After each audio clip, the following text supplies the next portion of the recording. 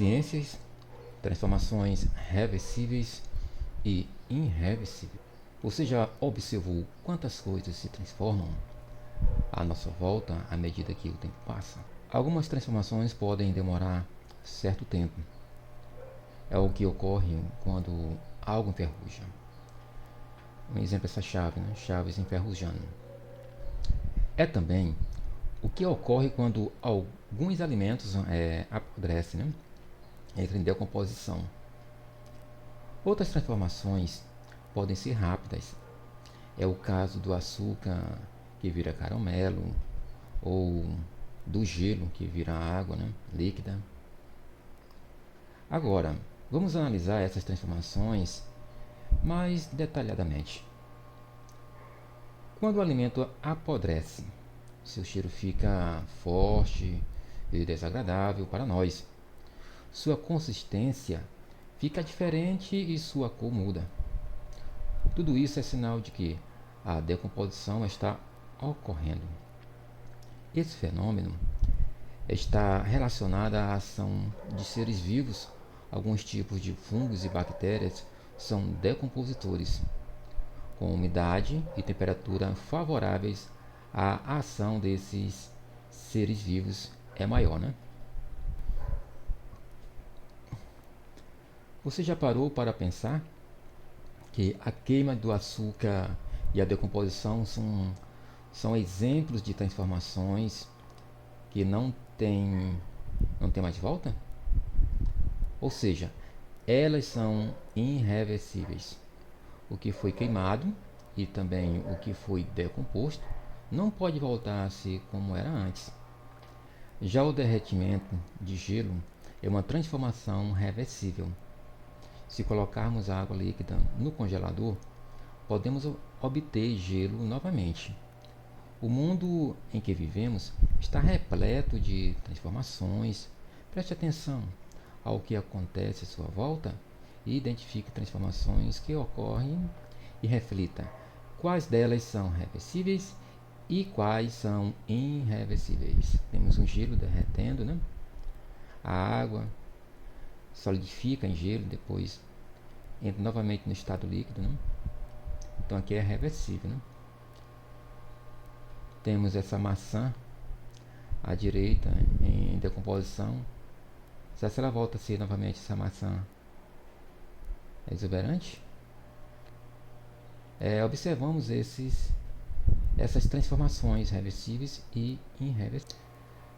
Analisando alguns problemas relacionados com as transformações reversíveis e irreversíveis. Problema 1. Leia com atenção a história abaixo.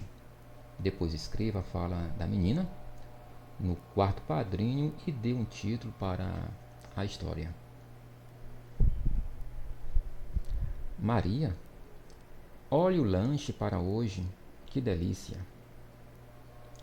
Maria brincando e o pai apresentando o lanche. Maria saiu apressada e esqueceu a lancheira.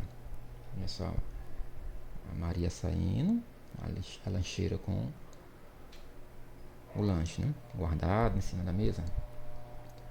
Você me dá um pouco do seu lanche? Vixe, né? Esqueci o meu em casa, né? Olha só onde ela esqueceu. Claro, pelo menos a sua lancheira já está pronta para segunda-feira, né? Aí vamos ver aqui, né? Maria, onde está a sua lancheira? Aí ela deixou onde, pessoal? Nossa, estragou tudo.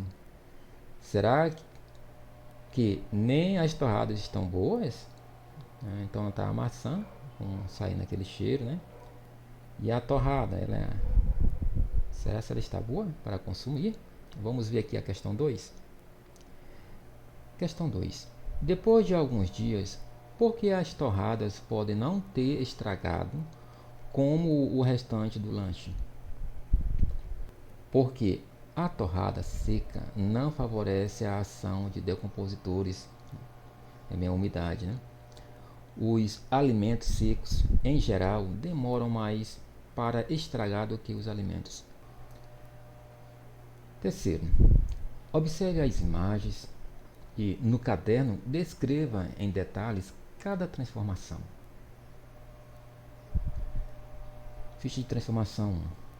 Temos um ovo, a água numa panela, fervendo um ovo aqui. Ele vai estar no estado cozido, né?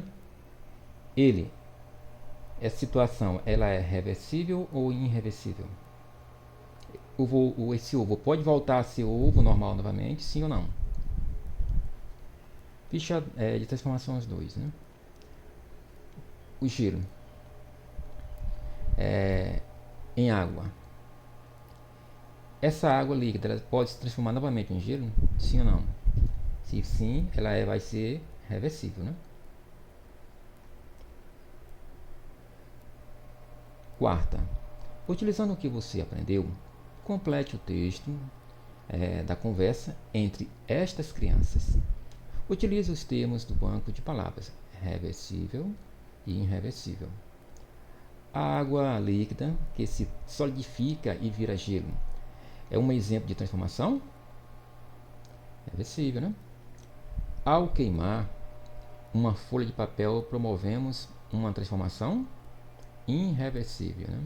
Você queima o papel, transforma em cinza, aquela cinza não vai voltar a ser papel novamente, né? Quando um ovo é cozido, ele se transforma. Essa é um exemplo de transformação irreversível. Quinta questão. Analise o procedimento mostrado abaixo, depois troque ideias com os colegas e responda. Na primeira aula do dia, o professor despeja parte da água oxigenada que estava em um frasco opaco dentro de um recipiente transparente. Em seguida, ele tampa os recipientes. Observe a imagem.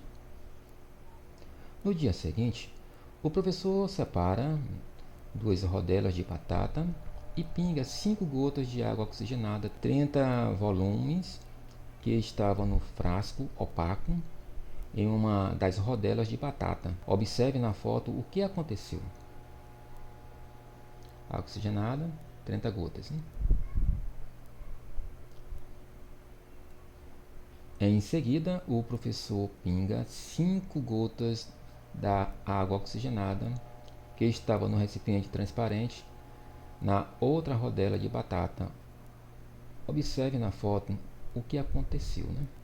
Vamos analisar alguns questionamentos relacionados com essa experiência. A letra A. O que o experimento pretende demonstrar? Preste atenção nas semelhanças e diferenças entre a segunda e a terceira etapa. Então, turma, percebam que esse experimento testa o efeito da luz na água oxigenada. As rodelas de batata são semelhantes. O que muda é a água oxigenada. Uma amostra foi mantida no frasco opaco, que não entra luz, enquanto a outra ficou em um frasco transparente por um dia inteiro. Né? A letra B. Qual o resultado do teste? A água oxigenada, que foi mantida no frasco opaco, ela continuou com o mesmo efeito, borbulhou, né, ao entrar em contato com a batata. Já a água oxigenada que ficou no frasco transparente não teve efeito algum. Né? Letra C. O que deve ter causado a diferença entre as amostras de água oxigenadas? Essa diferença entre as amostras de água oxigenada é resultado da exposição à luz. Houve uma alteração na amostra que ficou no frasco transparente, ou seja, a água oxigenada desse frasco deve ter passado por uma transformação irreversível. Né? A letra D, na sua opinião, a água oxigenada passou por uma transformação reversível ou irreversível? Quando exposta à luz, a água oxigenada passa por uma transformação irreversível, resultando em água comum e gás oxigênio que é liberado no ar. Letra E, em sua opinião, como devem ser as embalagens de água oxigenada? devem ser comercializadas em embalagens opacas, ou seja, que impedem a passagem da luz para que mantenha suas características originais.